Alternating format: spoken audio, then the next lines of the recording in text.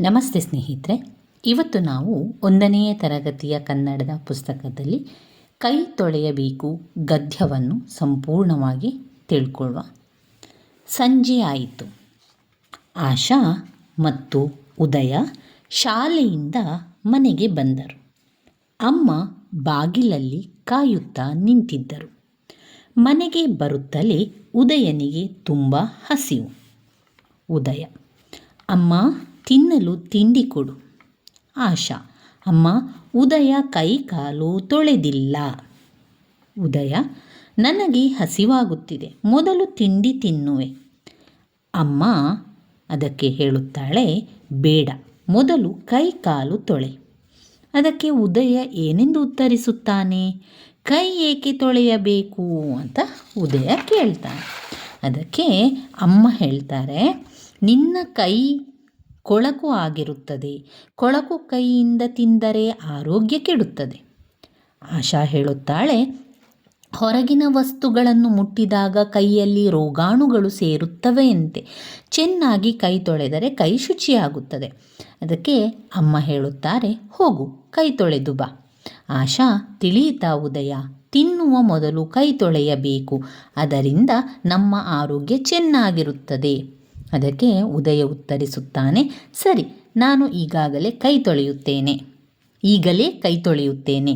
ಅದಕ್ಕೆ ಅಮ್ಮ, ನನ್ನ ಮಕ್ಕಳು ಬುದ್ಧಿವಂತರು, ನನ್ನ ಮಕ್ಕಳು ಆರೋಗ್ಯವಂತರು. ಆಶಾ ಮತ್ತು ಉದಯ ಕೈ ಕಾಲು ಮುಖ ತೊಳೆದರು. ಅಮ್ಮ ತಿಂಡಿ ಹಾಲು ಕೊಟ್ಟರು.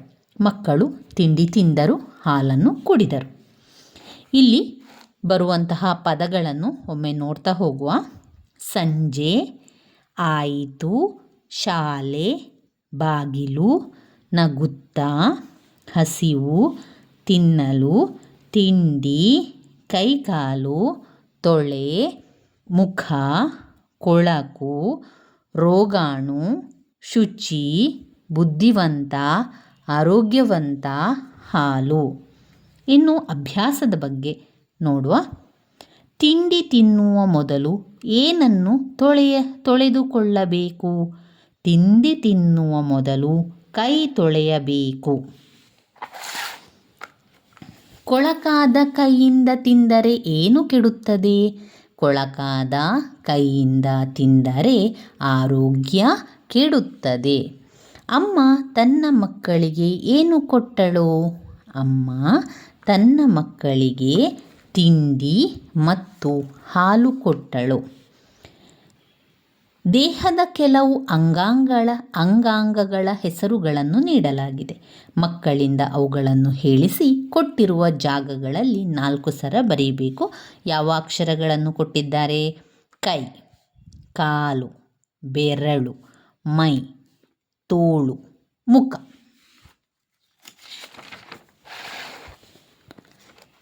ಕಣ್ಣು, ಮೂಗು, ಬಾಯಿ, ಹಲ್ಲು.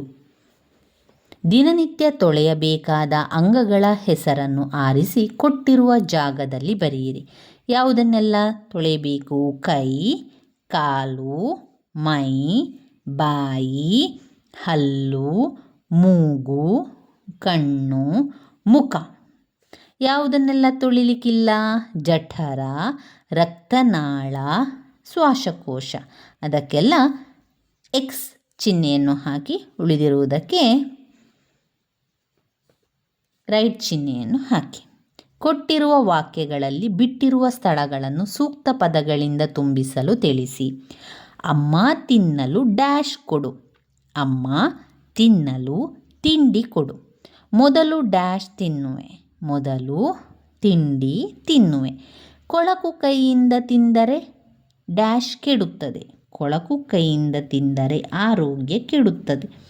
ನನ್ನ ಮಕ್ಕಳು ಡ್ಯಾಶ್. ನನ್ನ ಮಕ್ಕಳು ಬುದ್ಧಿವಂತರು. ಇವಿಷ್ಟು ನಮ್ಮ ಕೈ ತೊಳೆಯಬೇಕು ಗದ್ಯದಲ್ಲಿ ಬರುವಂತಹ ವಿಚಾರಗಳಾಗಿದೆ. ಕೈ ತೊಳೆಯಬೇಕು ಗದ್ಯ ಮುಖ್ಯವಾಗಿ ಇಲ್ಲಿ ಮಕ್ಕಳು ಕೈ ತೊಳೆಯದೆ ಆಹಾರವನ್ನು ಸೇವಿಸಬಾರದು ಎನ್ನುವಂಥದ್ದಾಗಿದೆ.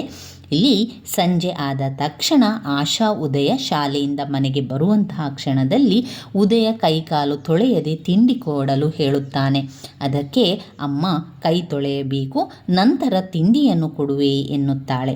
ಅದಕ್ಕೆ ಆಶಾ ಹೇಳ್ತಾಳೆ, ಕೈ ಕಾಲು ತೊಳೆಯದೆ ನಾವು ಆಹಾರ ಸೇವಿಸಬಾರದು. ನಮ್ಮ ಕೈಯಲ್ಲಿ ಕೀಟಾಣುಗಳಿರ್ತದೆ, ನಾವು ಎಲ್ಲ ಕಡೆಗಳಲ್ಲಿ ಮುಟ್ಟಿರ್ತೇವೆ, ಆದ್ದರಿಂದ ನಮ್ಮ ಕೈ ಶುಚಿಯಾಗಿರುವುದಿಲ್ಲ ಅಂತ.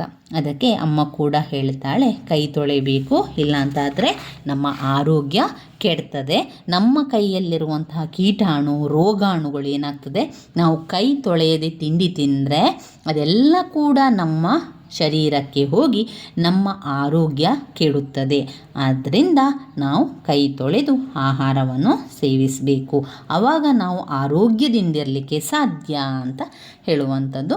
ನಂತರ ಅದಕ್ಕೆ ಒಪ್ಪಿದಂತಹ ಉದಯ, ಸರಿ ನಾನು ಈಗಲೇ ಕೈಯನ್ನು ತೊಳೆಯುತ್ತೇನೆ ಎಂದು ಹೇಳುತ್ತಾನೆ. ಇದಕ್ಕೆ ಅಮ್ಮ, ನನ್ನ ಮಕ್ಕಳು ಬುದ್ಧಿವಂತರು, ಆರೋಗ್ಯವಂತರು ಎಂದು ಖುಷಿ ಪಡ್ತಾರೆ. ಕೈ ತೊಳೆಯಬೇಕು ಗದ್ಯವನ್ನು ಸಂಪೂರ್ಣವಾಗಿ ಓದಿಕೊಳ್ಳಿ, ಅದರಲ್ಲಿ ಬರುವಂತಹ ಪ್ರಶ್ನೋತ್ತರಗಳ ಉತ್ತರಗಳನ್ನು ನೋಡಿಕೊಳ್ಳಿ. ಧನ್ಯವಾದಗಳು.